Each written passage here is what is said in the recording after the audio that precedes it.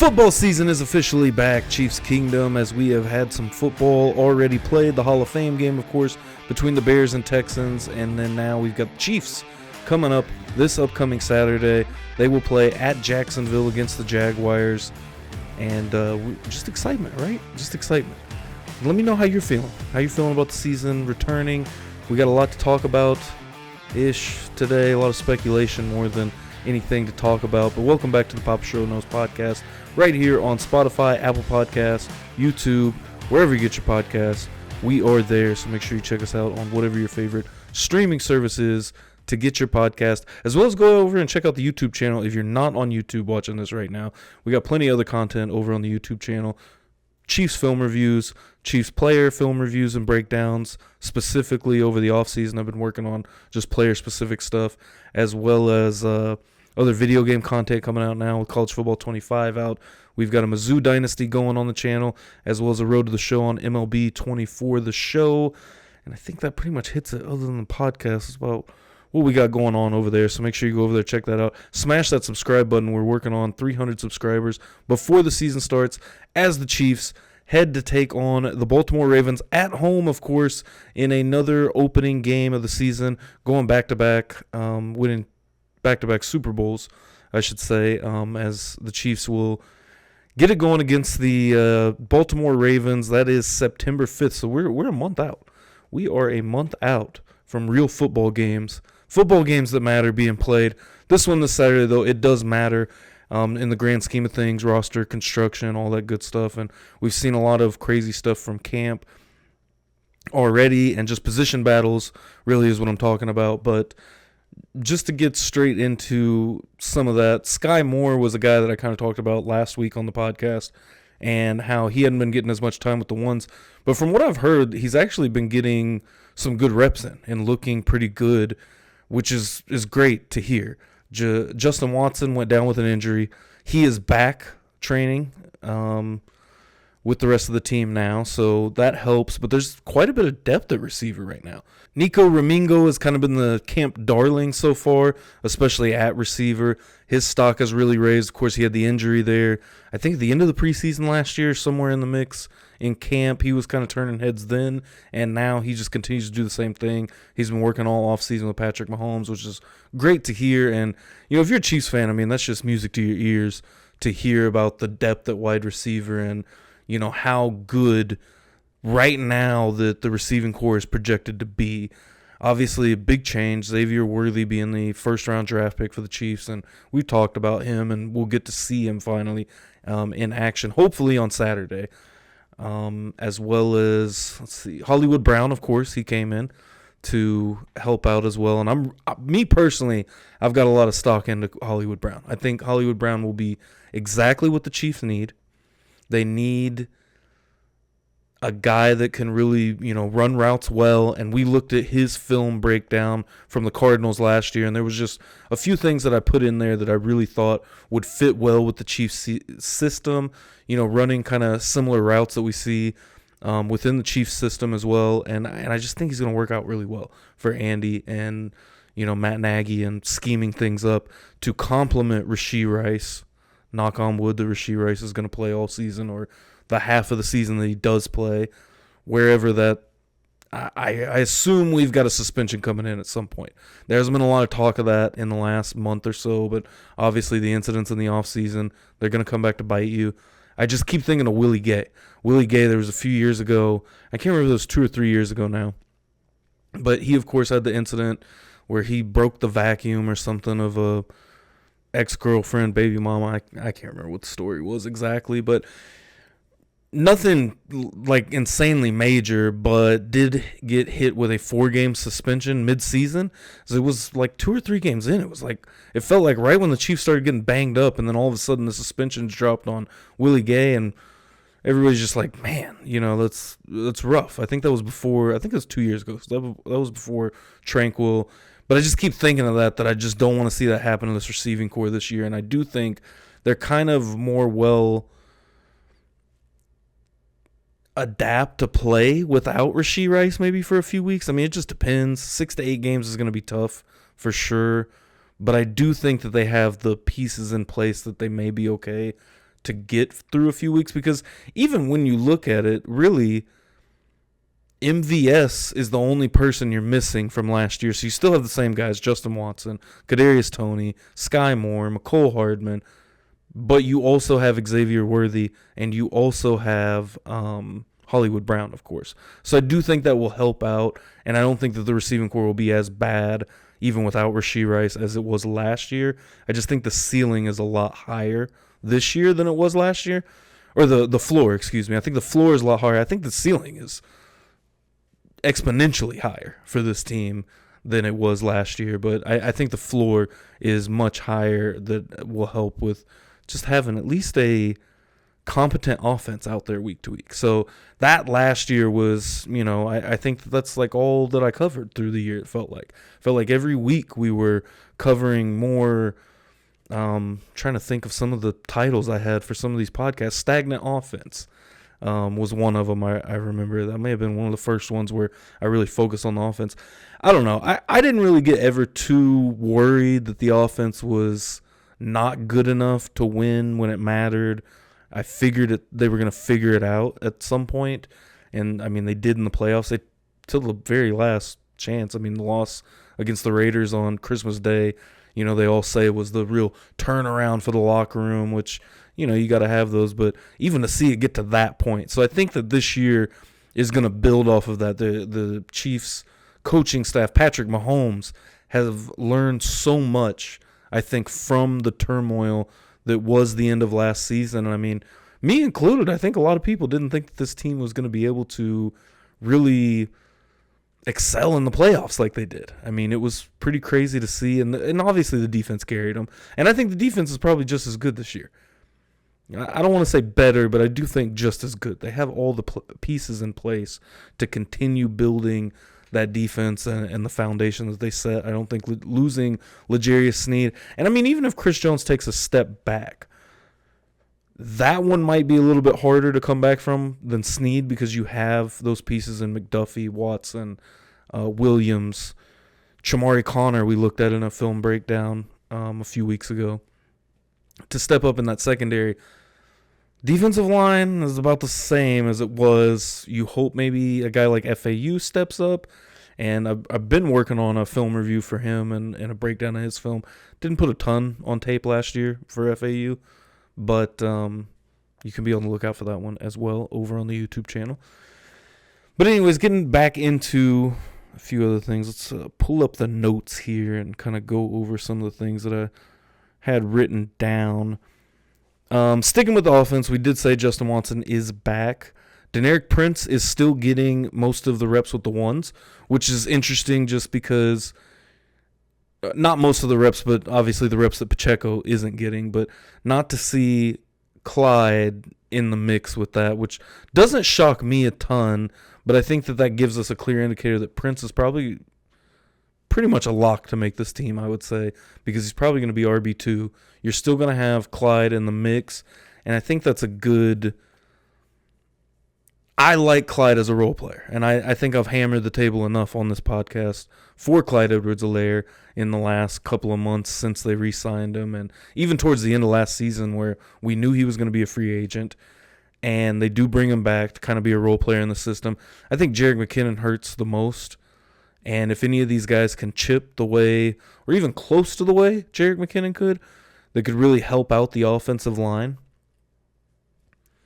we'll just see where it goes from here. But I do think skill-wise, Prince is probably one of those guys that, will be a big help in, different kind of roles and situations for them that, Pacheco's not out on the field as well. And Prince was kind of one of those camp darlings last year and had a good preseason. So we'll see how that works out and where the Chiefs go. Obviously, they kind of had an idea already heading into this year, I think, why they didn't go after any running backs or even bring McKinnon back. I think maybe this was the plan all along to kind of or either get McKinnon or Clyde to come back so they have an open spot for Prince to be able to work into this offense. I don't know. We'll see. So, also talked about the left tackle situation last week, and Wanya Morris right now he left with a shoulder injury. So Wanya Morris left practice with a shoulder injury, but interestingly enough, he's pretty much lost that left tackle job. I think that it's pretty clear at this point that he's lost the left tackle job to Kingsley Suamatia, as Suamatia has been consistently getting the work with the ones. Wanya has been getting the work as a 2, but he's also been getting work at left guard. So he's been getting 1s and 2 reps at left guard, which I think is very fascinating. Obviously with Joe Thuney, now he was out for quite a bit last year, right? There at the end of the year too. I don't think Thuney played in the Super Bowl. Nick Allegretti was the one that stepped in for Thuney last year in the Super Bowl. Did a phenomenal job. Got himself a contract. And so just with that age, Thuney's been in the league forever. Thuney was playing left guard for Tom Brady in New England. So you got to think that, he's been around for a while. He's won some Super Bowls. And he knows what it takes. But, getting that next man up and the next man ready, which Wanya is down now already, which is tough to see. But continuing on with that offensive line, undrafted free agent out of Marshall, Ethan Driscoll, is getting left tackle 2 reps. And this was going on after Wanya left, I do believe. So even seeing Driscoll getting time over a lot of those other guys, Kennard, who they pretty much moved into guard, and, some of these other guys that the Driscolls kind of moved up ahead. Obviously, the Chiefs are seeing something. Andy Heck and, the offensive side of the ball is seeing something out of him to put him up at those left tackle 2 reps. And that's great. I mean, that's exactly what you want. Look what the Chiefs have done with these undrafted free agents or later picks, especially on the offensive line. When you look at Trey Smith, you look at Creed Humphrey, they've done well.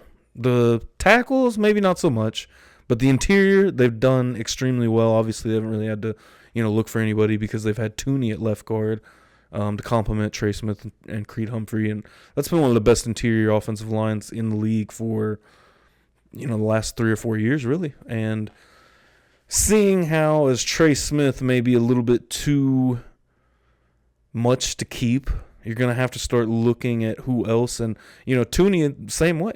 Maybe you could replace the Thuney contract with a contract for Trey Smith. We'll see. I mean, that's well down the road. I did see a couple of posts that said Creed Humphrey is set to be the highest paid center in the league. I don't think that's actually happened yet. I'm going to look that up real quick and just double check it. But just to see what this team has done these last few years on the interior offensive line, and it's really helped them run the football. And that's why sometimes I feel like it's so frustrating when the team and Andy, they get away from... nothing's happened yet on the Creed Humphrey contract. But when they get away from running the football, it's so frustrating sometimes because it's like you have these dominant and powerful interior linemen, and it sometimes feels like they're not using them to their full capability, right? When you're passing as much as you do, and I don't want to say that like it's just the worst thing in the world. I mean, Patrick Mahomes is the best quarterback in the league, and I guess not to all sources, which we'll get into that in a moment. But, when you have the best quarterback in the league, it's easy to – and Andy Reid is notorious for not wanting to run the ball. I mean, the Eagles teams, even the Chiefs teams, I mean, there's been quite a few Chiefs teams where it felt like, they could definitely run the ball more. I mean, that second half against Cincinnati, I mean, absolutely, went away from running the ball, and the rest is history, I guess. And so no need to talk too much into that. We'll see how much everybody plays on Saturday. I'm interested to see how much time, any of these guys gets on the field, any of these starters get on the field. I'm assuming we'll still see Mahomes. With the way that the league has changed to the 3 preseason games, I feel like has always been interesting because, and I don't think that I've 100% figured it out, because it's like back when we had the 4 games, that first game you got about a drive out of your starters. Second game you got maybe a quarter and a half. By that third game, maybe a full half, but by that third game you were really seeing at least until halftime, maybe even one drive into the second half. And then the fourth game, pretty much all the starters rested, and you were, all your guys were out there fighting for their, final roster spots. So I'm sure Saturday we'll get to see a few things, including maybe some new special teams wrinkles with Dave Tobe and this new dynamic kickoff, which plenty of jokes have been thrown around, not as dynamic as I think that the NFL would have liked it to be in the first preseason game. But, hey, it's game one. First game with this new rule. And for me personally, I saw a lot of people that did not like it. Me personally, I love the new kickoff. I have really thought that this is the way that the NFL should go once the XFL started doing this back in, I think that was 2020. Yeah, it was 2020, right before the shutdown. Of course, that first half of the XFL season, they implemented the rule of this kickoff rule where the kicker is going to kick the ball. Nobody moves until the return man touches the ball, and then everybody goes. And I do think that it's smart because it brings the kickoff back. It makes it safer. Everything you want. What are we complaining about? I don't understand anyone complaining about the new kickoff rule. And maybe the branding and the whole dynamic kickoff thing is, it's goofy. I do understand how, there's probably some people put off by that. It's silly. It's silly. And it's marketing at the end of the day. The dynamic kickoff. Oh, the dynamic kickoff. Like, it's goofy, but it's better for the game. And, would you rather see 10 touchbacks a game? What is the point of a kickoff? Let's just start at the 25 then. At least this gives us a chance to continue to have those, and especially with Devin Hester going in the Hall of Fame this week or last week. Devin Hester is the first kick returner to go into the Hall of Fame. The only kick returner to return a touchdown in the Super Bowl. Opening kick. I might be wrong on that one, but the opening kick for sure is the only one that is a return opening kick for 6 in a Super Bowl. Which was interesting that year. Go off on a random side tangent, show my age a little bit. Ted Ginn Jr. also returned the opening kick of the national championship game that year with Ohio State, and Florida ended up beating them, and then Super Bowl, exact same thing happens, and the Colts end up beating the Bears in that Super Bowl. So interesting little stat right there. Where are we going next with this? One person that you will not see on Saturday will be Justin Reid. And I didn't talk about Justin Reid last week at all, as kind of just roaming around finding whatever I kind of feel like talking about in these first couple episodes before the season starts. Next week we're going to be ready to talk about some football. I'm excited. I'm excited to watch that game Saturday and get into it. Might go live as well, maybe stream over on Twitch. I might stream right here on YouTube. I'm not sure. If that's something you'd like to see, let me know in the comment section below. But definitely streaming over on Twitch, so I will link that below in the description. Make sure you follow along on the Twitch channel, just Papa Schro. It's twitch.tv/Papa Schro. But Justin Reid still dealing with that quad ailment. And we'll see how long he stays out with it. It's day to day. I'm not too worried about it at all. I think they're just being cautious. And you got a veteran in Reid and kind of a leader on that defense. I think that they're just going to take their time and make sure, because I think we saw last year these preseason injuries and camp injuries and how much they can hamper you. I mean, the Travis Kelce injury altered Travis Kelce's season a ton. And I think that's an interesting talking point, because that's another one that, he was, which Madden is Madden, and he was announced as a 99 overall. The most times a tight end has been a 99 overall in Madden. What a stat. I mean, at the end of the day, it doesn't matter, but it does show the dominance. And, I think at this point, we're talking about the greatest tight end of all time. And if not, he is right. I mean, Travis Kelce, Tony Gonzalez, Antonio Gates. I mean, those are that's kind of the Mount Rushmore you're on right now of tight ends. And so seeing how the injury, the hyperextended knee, he missed out on the first game of the year. I do think he was back for Jacksonville week 2. I think he ended up missing 1 or 2 games total in the year. It was the last week of the season. He didn't play against the Chargers in the last game of the season, because that was the debate. He was very close to eclipsing that 1,000-yard mark again, which I think it was 8 years or something like that, most in tight end history of 1,000 yards receiving consecutive years. He did not hit that for the first time in, since whatever year that was. And I think that it all comes back to that injury. He doesn't miss that first game. He's easily getting it. And I think he has more impactful games. He was kind of off of his game quite a bit throughout last season. I think he got hurt in the Vikings game as well. He went down in that one and came back, if I'm not mistaken. But it just goes to show. So a lot of people I've seen that they think Kelce is on this downward spiral. And he may be. Because once you start getting older, you start getting injured. Those things start to kind of, rack up and take a toll on the body. And, I talked about this last year about the just fatigue of it all. No one has played more football than the Kansas City Chiefs in the last 5 years. The Chiefs have been to the AFC Championship game now. I can't think off the top of my head, but 7 years in a row, if I'm not mistaken. The loss to the Patriots. They beat the Titans. They beat the Bills. They lose to the Bengals. They beat the Bengals. So 6 years in a row. And then, beating the Ravens last year. So nobody's played more football. This team has been to 5 Super Bowls now. Or 4 Super Bowls. Yeah, won 3, lost 1. 4 Super Bowls in this short amount of time frame. And to just think your season's getting carried through till February every year. And this year was the same thing. So it leaves you with minimal time to recover. We haven't seen Kelce a ton out, working out. And obviously he's been kind of on some R&R, traveling the world with Taylor Swift and all that, and going to her concerts and wherever, Spain or, wherever they've been all through the offseason. I think it's great for Kelce.